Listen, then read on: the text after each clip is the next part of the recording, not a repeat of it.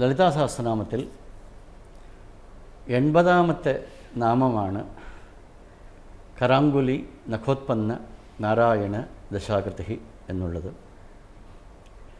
തൻ്റെ കരാങ്കുലികളിൽ നിന്നും ഉത്പന്നമായ അല്ലെങ്കിൽ ഉണ്ടായ നാരായണൻ്റെ ദശാകൃതിയോടുകൂടിയവൾ, ശ്രീമൻ നാരായണൻ ശ്രീ മഹാവിഷ്ണുവിൻ്റെ 10 അവതാരങ്ങളോട് കൂടിയവൾ എന്നാണ് ഇതിൻ്റെ അർത്ഥം.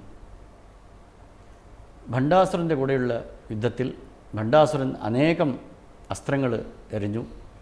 അത് പ്രത്യസ്ത്രങ്ങളെ കൊണ്ട് ദേവി അതിന് മറുപടി പറഞ്ഞു എന്നൊക്കെ നമ്മൾ കണ്ടു.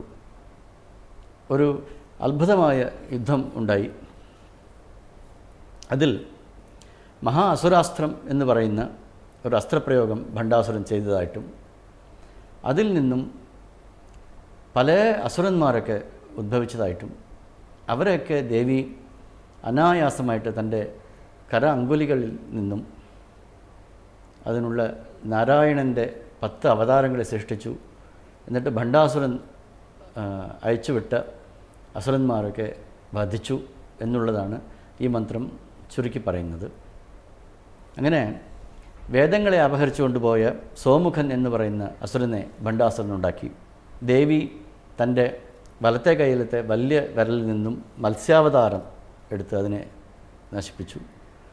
സമുദ്രാസ്ത്രം എന്നുള്ള അസ്ത്രം കൊണ്ട് ശക്തിസേനകളെ ശ്രമിച്ചു. കൂർമാവതാരം ദേവി ഉണ്ടാക്കി എന്നിട്ട് എല്ലാവരെയും രക്ഷപ്പെടുത്തി.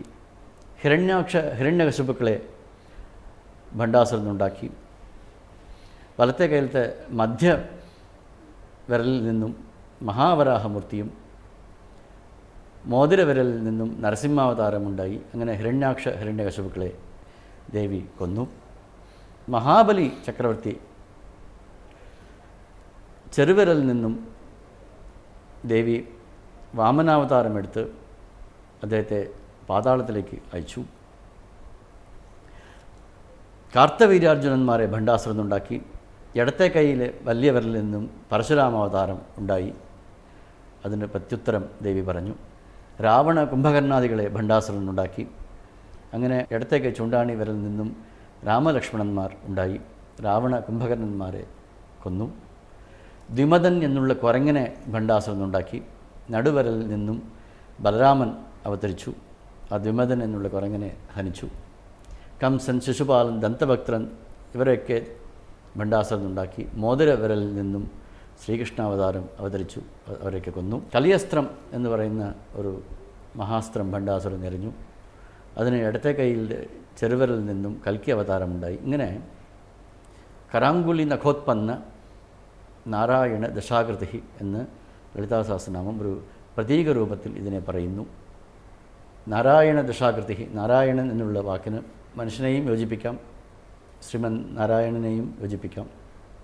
നരന്മാരുടെയൊക്കെ അയനമാണ് നാരായണൻ.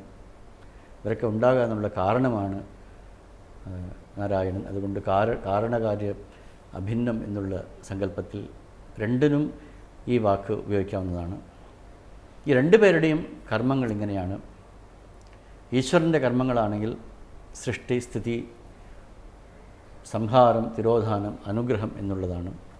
മനുഷ്യൻ്റെ അവസ്ഥകളാണെങ്കിൽ ജാഗ്രത്, സ്വപ്നം, സുഷുപ്തി, തുരീയം, തുരീയാതീതം എന്നുള്ള അവസ്ഥാ പഞ്ചകങ്ങളാണ്.